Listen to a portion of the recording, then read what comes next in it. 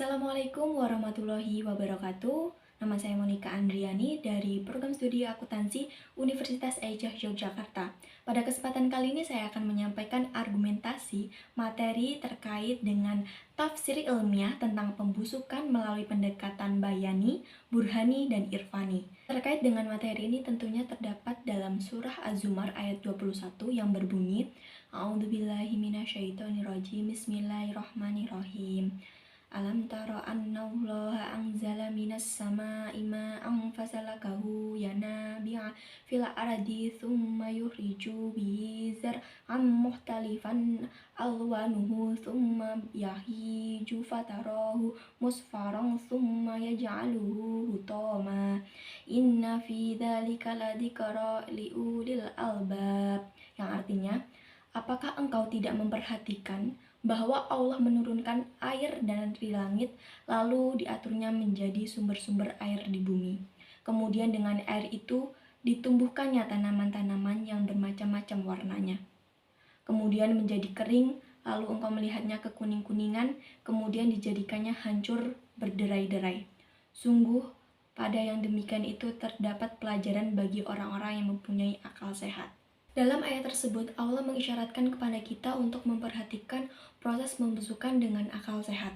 Pembusukan merupakan proses terurainya zat organik oleh jamur dan mikroba.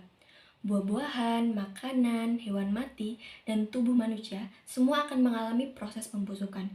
Biologi modern telah menemukan adanya jasad renik atau mikroskopik yang terlibat dalam proses pembusukan, yaitu bakteri selain dari jamur dan mikroba.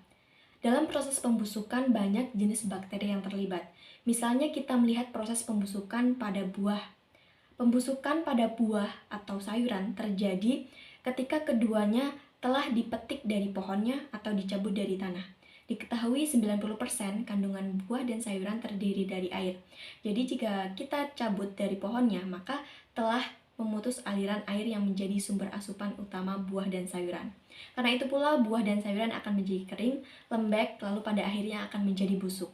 Buah yang baru dipanen sebenarnya telah ditumbuhi oleh berbagai macam mikroorganisme, dari yang tidak menyebabkan pembusukan sampai yang menyebabkan pembusukan.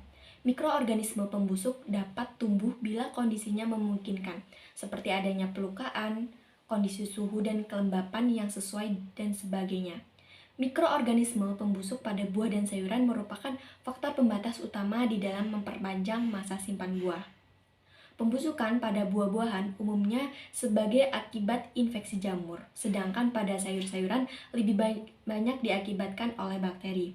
Hal ini diperkirakan disebabkan oleh pH yang rendah, kurang dari 4,5, atau keasamannya yang tinggi dibandingkan dengan sayuran dengan rata-rata pH lebih besar dari 5. Infeksi mikroorganisme terhadap produk dapat terjadi ketika tumbuh di lapangan, namun mikroorganisme tersebut tidak tumbuh dan berkembang, hanya berada di dalam jaringan. Bila kondisinya memungkinkan, terutama setelah produk tersebut dipanen dan mengalami penanganan dan penyimpanan lebih lanjut, maka mikroorganisme tersebut segera dapat tumbuh dan berkembang dan bisa menyebabkan pembusukan yang serius. Infeksi mikroorganisme tersebut dinamakan infeksi laten. Contoh mikroorganisme yang melakukan infeksi laten adalah Colectotrichum spp yang menyebabkan pembusukan pada buah mangga, pepaya, dan pisang. Mikroorganisme ada yang hanya tumbuh pada bagian permukaan produk, namun belum mampu menginfeksi. Infeksi baru dilakukan bila ada pelukaan akibat operasi pemanenan, pasca panen, dan pendistribusiannya. Mikroorganisme seperti bakteri pembusuk seperti Erwinia carophora dan Pseudomonas marginalis penyebab penyakit busuk lunak pada sayuran mampu menghasilkan enzim yang mampu melunakkan jaringan, dan setelah jaringan tersebut lunak, baru infeksi dilakukannya. Jadi jenis mikroorganisme ini tidak perlu menginfeksi lewat pelukaan, namun infeksi akan sangat jauh lebih memudahkan bila ada pelukaan-pelukaan. Ada bakteri yang memberikan efek positif bagi kesehatan, seperti Lactobacillus adalah bakteri yang memfermentasi laktosa dan biasanya ada pada produk susu untuk menghasilkan asam laktat. Biasanya bakteri ini digunakan dalam pembuatan yogurt dan produk olahan susu lainnya seperti buttermilk, sour cream, dan froyo atau frozen yogurt. Manfaat Lactobacillus ini sangat baik untuk kesehatan. kesehatan usus dan menghalangi dari bakteri berbahaya penyebab diare, kembung, dan sembelit. Dari analisis di atas, maka dapat disimpulkan bahwa tidak semua bakteri dapat menyebabkan kerusakan, tetapi ada bakteri yang memberikan dampak baik bagi kesehatan jika dimanfaatkan dan diteliti lebih lanjut lagi. Terima kasih. Wassalamualaikum warahmatullahi wabarakatuh.